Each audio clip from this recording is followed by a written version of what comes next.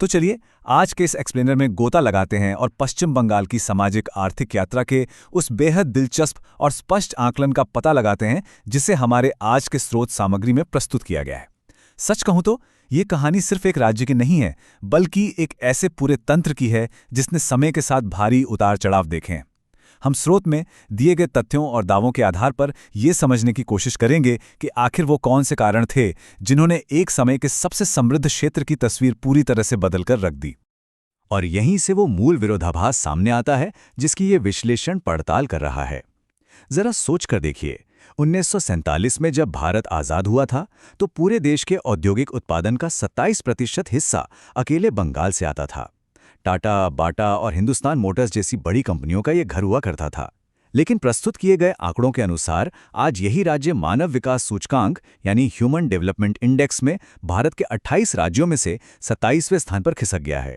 ये वाकई एक हैरान करने वाली गिरावट है। इस पतन की गहराई को और करीब से समझने के लिए जरा इस एक चौंकाने वाले आंकड़े पर गौर करते हैं। विश्लेषण बताता है कि पूरे भारत में लगभग 4 लाख भिखारी हैं और उनमें से 1 लाख सिर्फ पश्चिम बंगाल में रहते हैं। ये अकेला आंकड़ा इस भारी गिरावट को समझने के लिए एक मजबूत आधार तैयार करता है और हमें सोचने पर मजबूर करता है कि आखिर इतना बड़ा बदलाव कैसे और क्यों हुआ।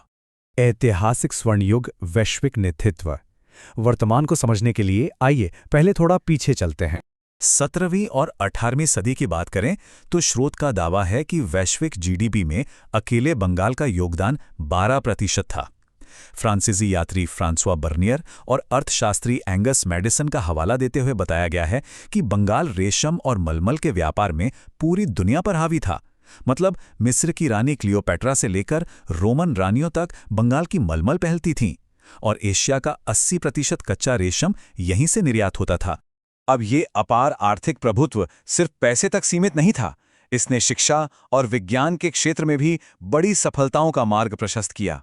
बंगाल आधुनिक शिक्षा और प्रगतिशील सामाजिक सुधारों में बाकी देश से कहीं आगे था। मार्कोनी से 2 साल पहले ही जगदीश चंद्र बोस ने रेडियो तरंगों का प्रसारण कर दिया था। एशिया का पहला मॉडर्न एजुकेशनल इंस्टीट्यूट हो या भारत का पहला आईआईटी, ये सब यहीं स्थापित हुए थे। कम्युनिस्ट शासन का युग, एक वैचारिक बदलाव।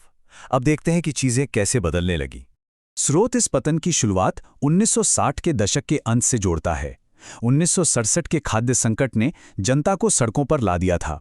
इसके बाद हिंसा की कुछ विशिष्ट घटनाओं का जिक्र आता है, जैसे 1968 में उद्योगपति आदित्य बिरला पर हुआ हमला, जहां कथित तौर पर उनके कपड़े फाड़ दिए गए थे।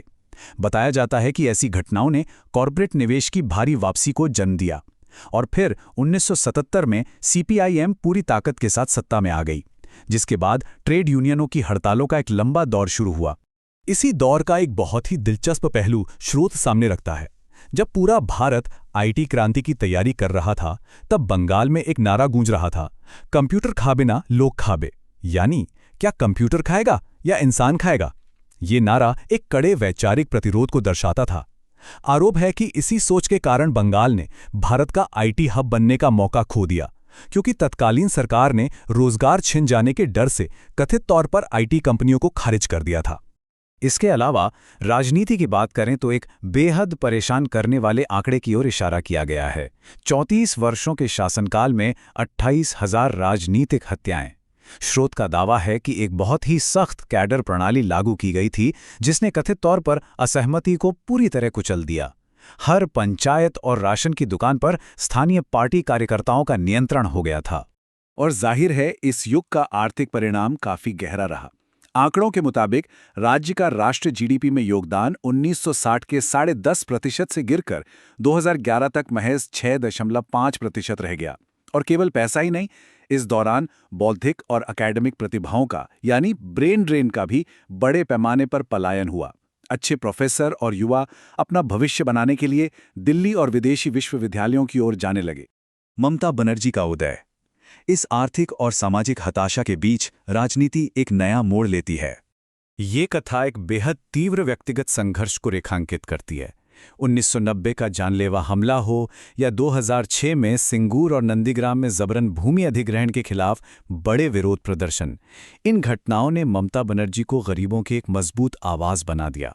इन्हीं जमीनी संघर्षों के दम पर 2011 में उन्होंने 34 साल पुरानी कम्युनिस्ट सरकार को उखाड़ फेंका और सत्ता में आईं। विवाद और प्रणालीगत समस्याएं। लेकिन क्या व्यवस्था सच में बदली? स्रोत का तर्क है कि नई सरकार ने दमनकारी स्थानीय सत्ता संरचनाओं को खत्म करने के बजाय कथित तौर पर बस उनका नाम बदल दिया।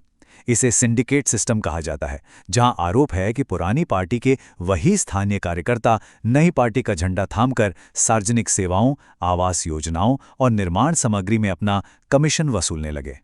और इस सिस्टम के नतीजे के तौर पर प्रणालीगत समस्याओं का पैमाना काफ़ी बड़ा बताया गया है।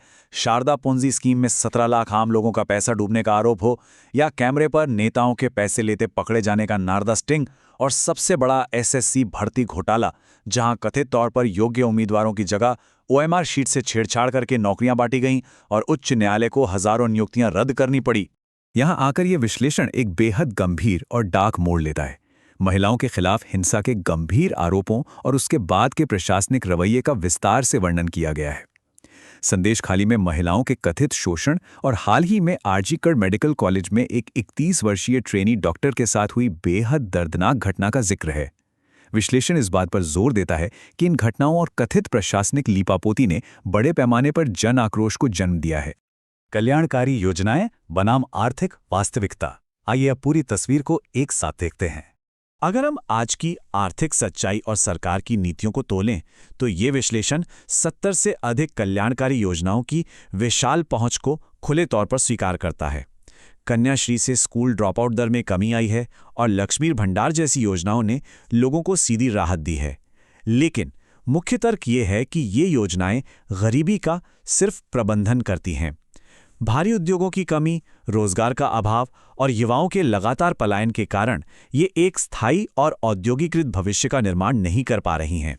तो सब कुछ देखने के बाद ये पूरा विश्लेषण बंगाल के शानदार अतीत और उसकी वर्तमान वास्तविकता के बीच की विशाल खाई पर एक बहुत बड़ा सवाल खड़ा कर देता है। सोचने वाली बात यह है कि जिस राज्य की ऐतिहासिक, बौद्धिक और औद्योगिक नींव इतनी गहरी रही हो, वो अपनी खोई हुई गरिमा और औद्योगिक ताकत को वापस कैसे पा सकता है। इसी महत्वपूर्ण विचार के साथ हमारा आज का ये एक्सप्लेनर यहीं समाप्त होता है।